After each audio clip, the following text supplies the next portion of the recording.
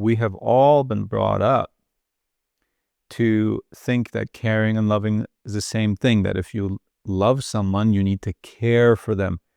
In other words, you need to support them, often in very physical ways, right? Showing up somewhere, help them move, right? Carry their things, or listen to them, spend hours improving their mood when they're going through difficult times or some challenges or loss or whatever it might be. And that if we don't do that, if we don't essentially take on that burden, right? If it wasn't a burden, it wouldn't take any effort.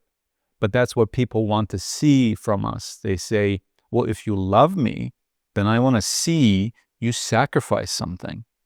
Your time, your energy, your effort, your attention, right? And if it didn't take any of that, then it wouldn't be called care, right? Care is sacrifice. So people who love us and the people that we love, think we love, whatever you want to call it, right? Whenever the word and idea love is involved, this is what happens. We want to see proof, right? We say words are one thing, but actions speak louder, right? And that action, what else is it other than sacrifice? Again, you sacrifice your days, your time, your attention, your efforts, money often, whatever it may be, whatever the person is sort of looking for, right? And care, as I've pointed out in a video, it's interesting. Sometimes it's interesting to look at the word origin of the words that we're discussing. And the word origin of care comes from the Old English word caru, which used to mean sorrow, anxiety, and burdens of the mind. And that's exactly what we want from people. We want that they make us their burden. We want that they worry for us. We want that they're anxious for us. Otherwise, we think they're totally unaffected, that they're non-caring. This person doesn't care about me. If they cared about me, my problems would be their problems. My burdens would be their burdens. And in fact, our whole friendship would be a burden to them. I want it to be something that weighs on their shoulders. Otherwise, I'm not sure if I exist. I'm not sure if I mean anything to other people, if I cannot affect their lives, their emotions, their mind, their state of being. When people who supposedly care about us and who do care about us in the real definition of the word, meaning who burden us and who want themselves to be burdens to you, that's exactly what they do. They'll put you down to be able to pull you up again. And they'll pull you up only to be able to put you down again. Because they believe in the idea of sacrifice. They believe in the idea of suffering too. That's why they care about you. They care about you. In other words, they worry about you. They're anxious about you. They make you a burden in their mind as a sacrifice to you, so that you are obligated, in their minds, of course, not truly, to do the same for them, so that they can get the thrill of, oh, I affect someone's life. I exist. I'm real. I have weight to me. My existence bears some weight on someone else's life. If they always put you down, at some point you would just say, why would I do anything for you? And then they would lose that caring person, one of their caring people in their lives, and they don't want that. So it's the cycle of up and down and up and down. You go down to be able to go up again. You go up, and that means you have to go down again. And is that not life? It is life if you make it so. It's not necessary. The up and down is not necessary. The up necessitates the down, and the down necessitates the up.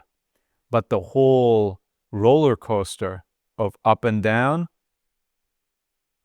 is not necessary. Is not necessary at all.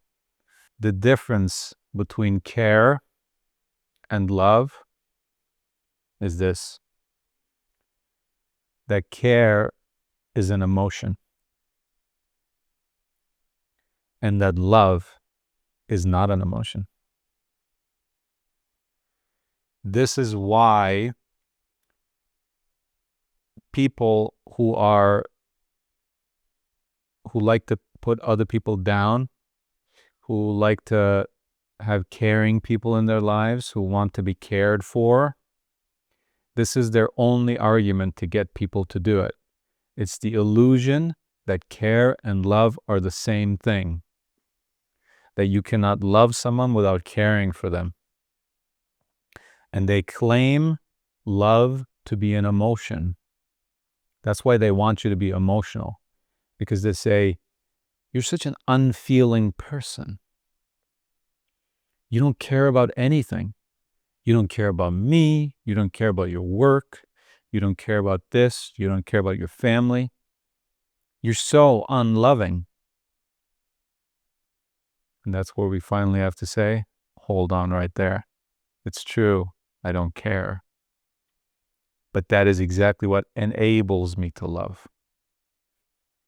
Someone who is bogged down by worry, by anxiety, by burdens of the mind, which are self-inflicted, by the way, right? When we say to love someone, we need to care for them. As soon as we say that, we take on those cares, right?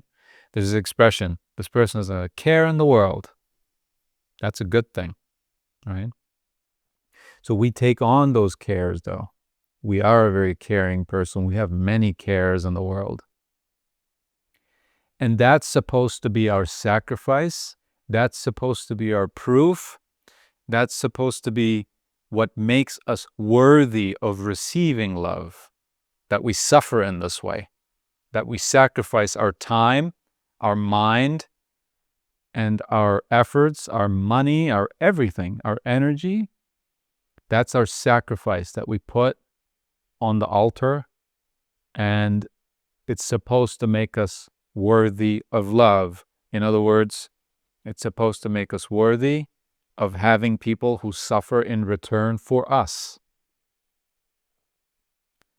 Do you really think that love demands sacrifice? That love demands that you cut a part off of yourself and give it to someone else?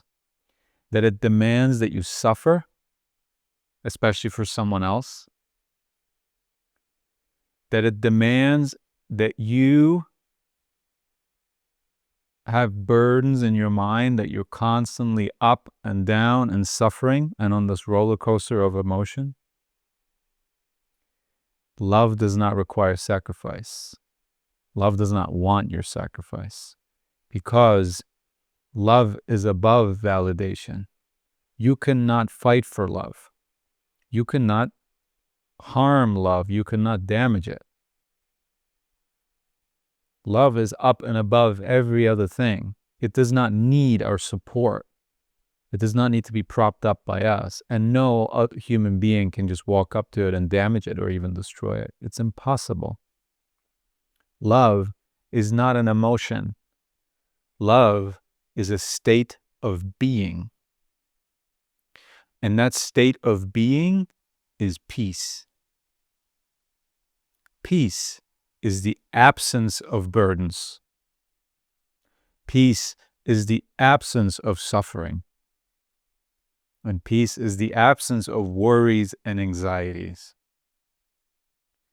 And didn't we just admit that when we said that to become a caring person, we sacrifice? Didn't we just say that we need to listen to our friends' problems, give them a shoulder to cry on, spend hours listening to them and making them feel better?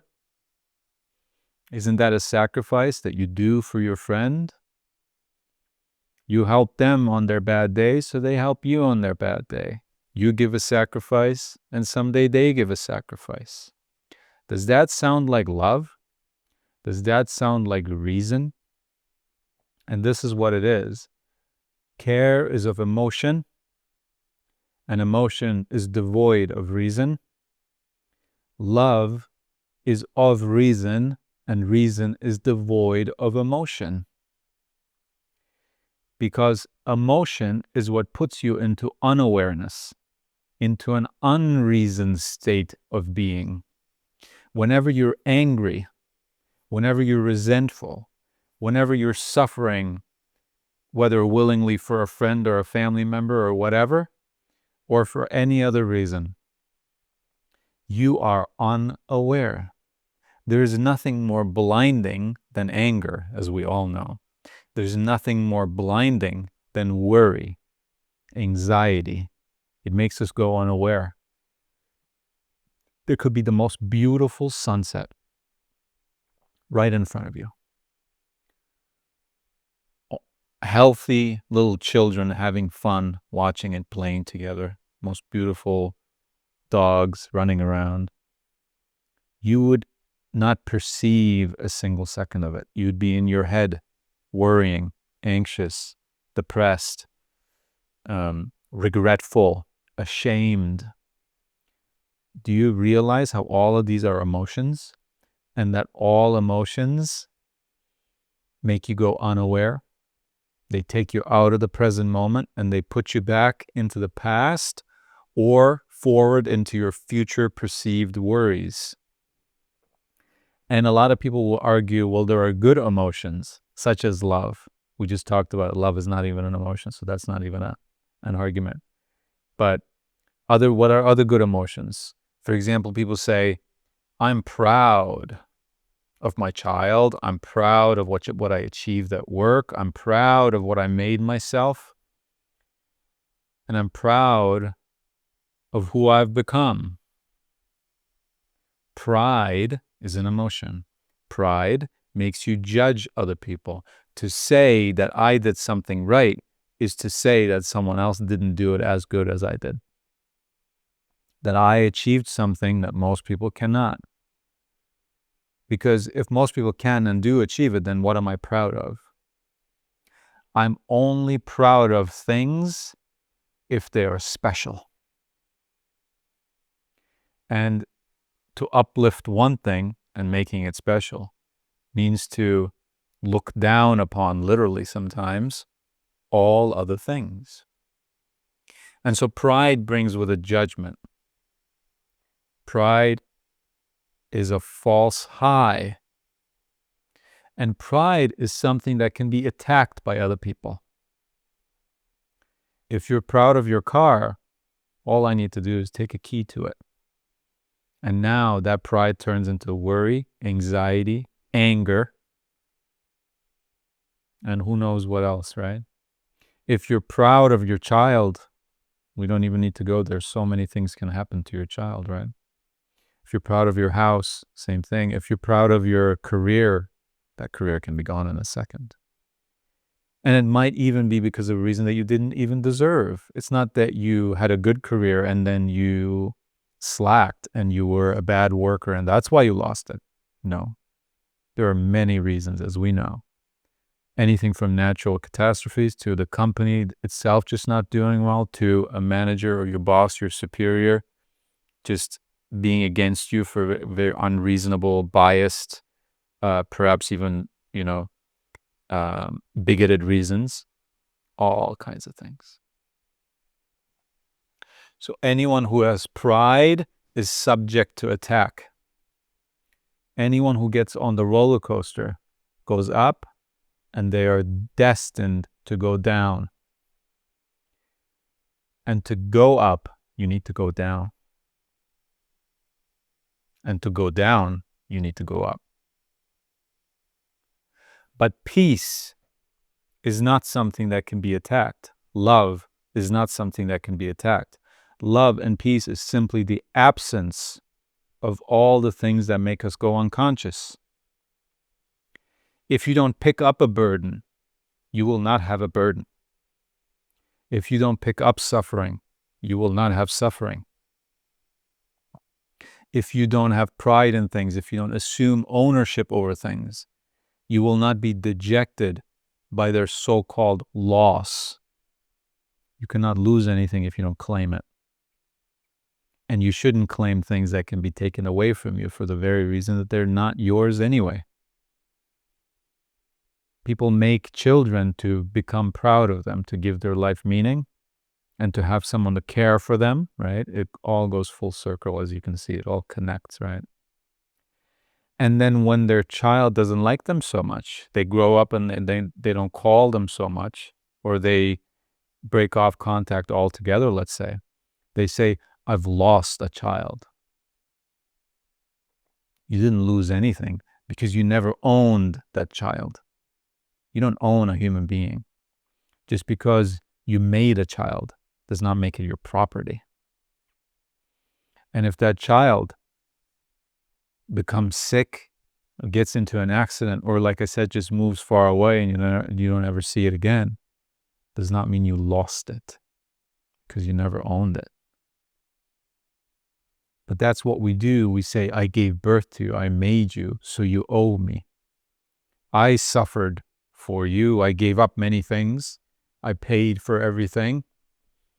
So that was my sacrifice. So come on, now you give me your sacrifice. You call me. I don't want to be the first one to call. You call me first. That's what I deserve. You need to come here on every birthday, every holiday. Otherwise, you don't care. And if you don't care, you don't love.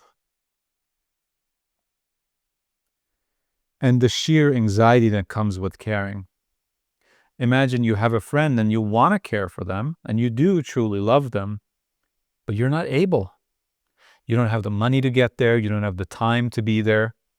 You don't have the physical strength to do anything for them. So now you're prevented from caring for them. And you really are prevented from caring for them. But are you prevented from loving them? No, because love does not ask for evidence. Love does not need you to prove anything to anyone, including yourself. But care does. To care for someone, you need to be there. You need to show up. You need to achieve. You need to succeed. And you need to contribute. And you need to suffer. And you need to sacrifice. And if you can't do that for any reason whatsoever, you cannot be caring. This is the fundamental difference of everything that is in our control and everything that is not in our control. Everything that is not in our control is external. And notice how the emotions are external to us. We do not control emotions. But notice how everything of reason is under our control. Our own opinions, our beliefs, the way we treat other people, the way we treat ourselves. And isn't it interesting that everything that is external to us, everything that is not in our control is of emotion? And everything that is in our control and everything that is internal to us is of reason? Isn't it interesting that not a single emotion ranks among the virtues which the ancient Greeks talk about, which Christianity talks about, which all the religions talk about? There's not a single emotion that is considered a virtue. And there's not a single virtue that's an emotion. Why? What are these wise people telling us for thousands of years in all cultures, in all centuries, in all continents? They say, stay away from externals. Why? Because they're not under your control. That's why they are external. And focus on internals. Focus on that which is under your control.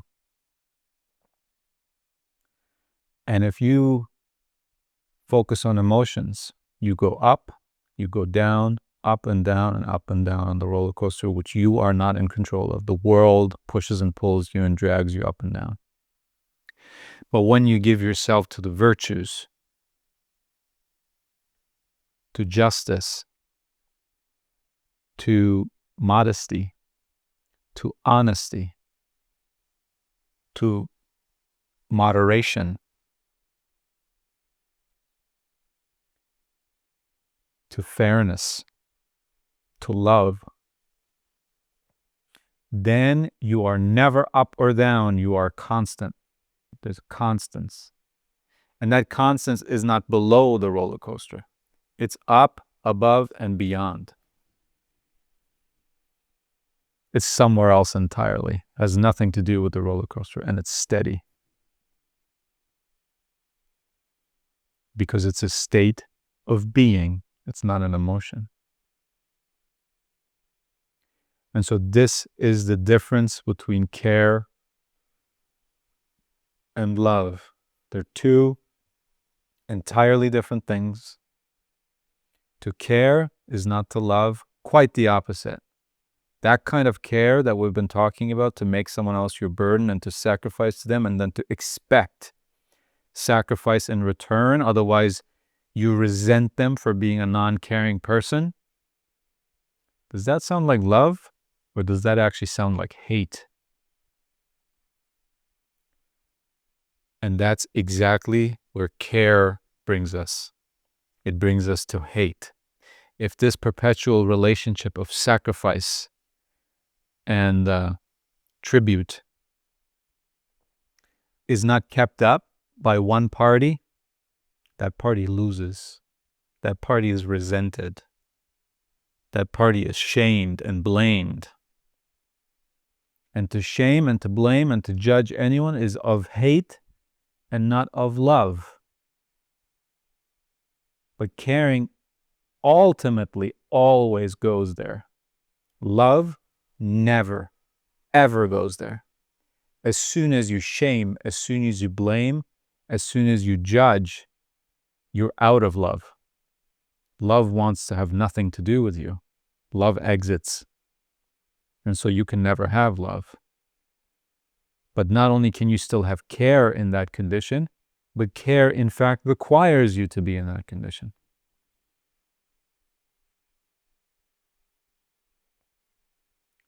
This is the difference between care and love. And love, if it is not an emotion, but a state of being, what is that state of being? That state of being is simply this: to wish well. Can you wish someone well, or do you resent them because they owe you something? Because you cared for them so many times and so intensively, and they're not caring for you so much. Do you resent them? Do you wish them well?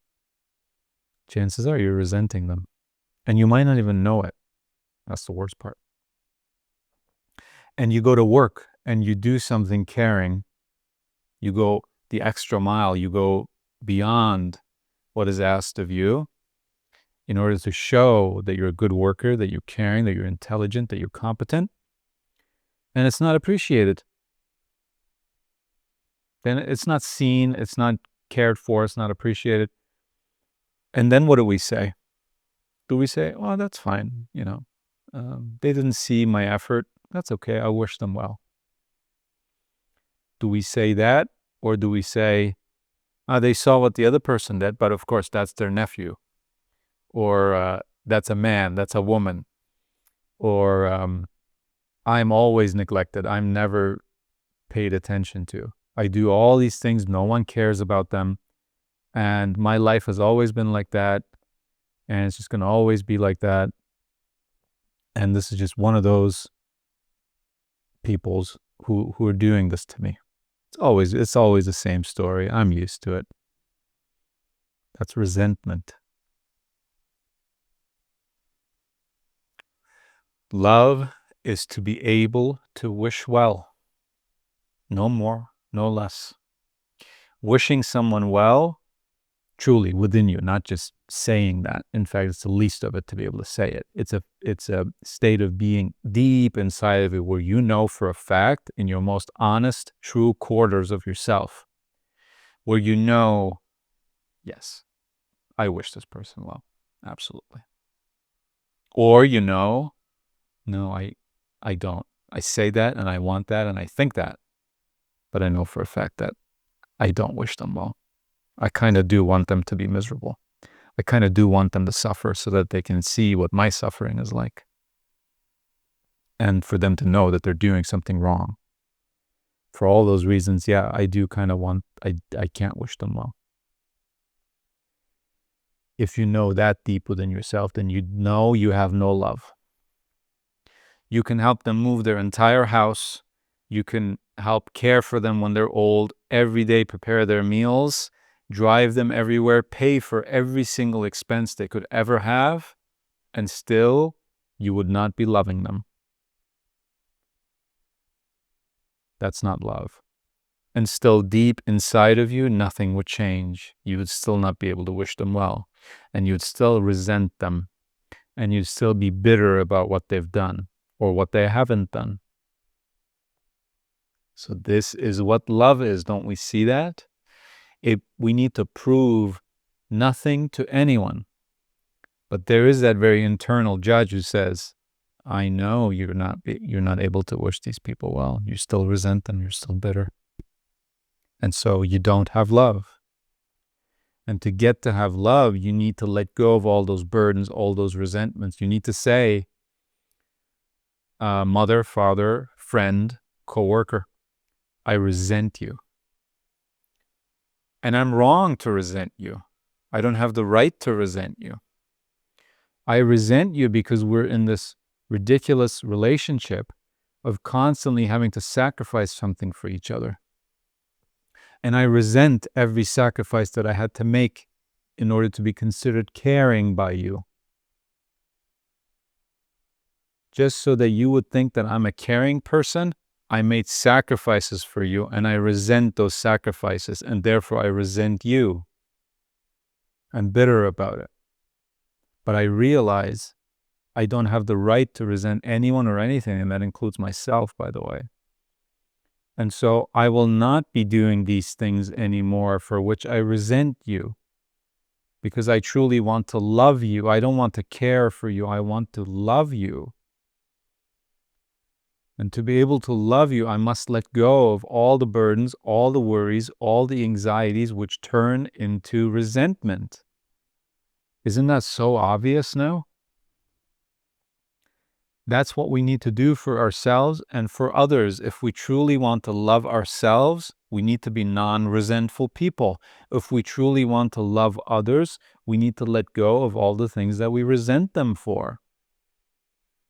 And it's not them requiring anything of us. Of course, they want our sacrifices like we talked about because they're trapped in the same thing.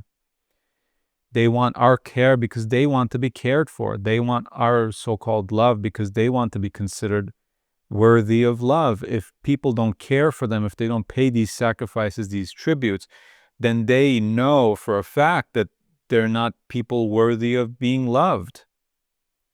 And so that's why they demand these sacrifices, and that's why they make sacrifices for you, so that they get to demand those sacrifices in turn from you one day.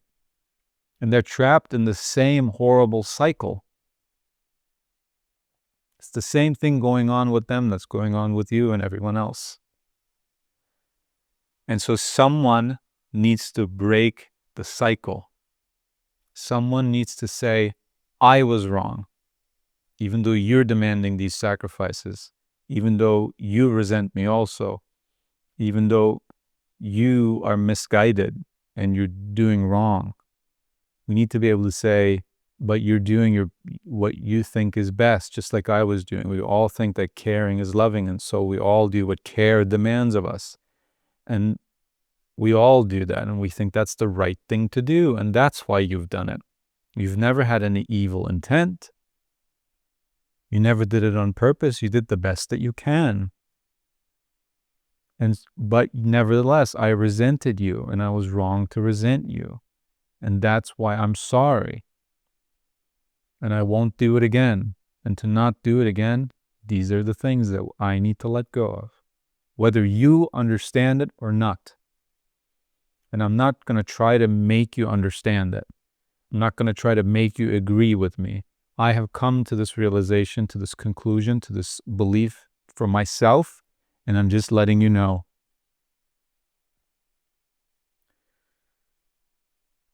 And after that, you go live your life. And after that, you can finally become a loving person.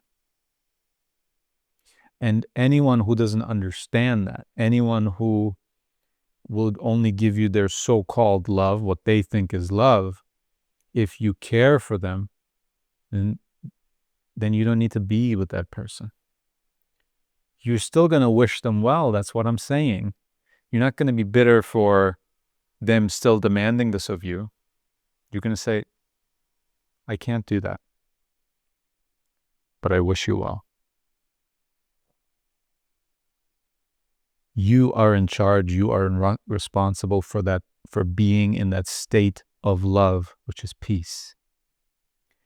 If you let in anxieties, worries, burdens, sacrifices, suffering to prove something to someone else or to yourself, then you don't get to have love. And you know that. And so it's up to you. And it's not easy, but it is simple.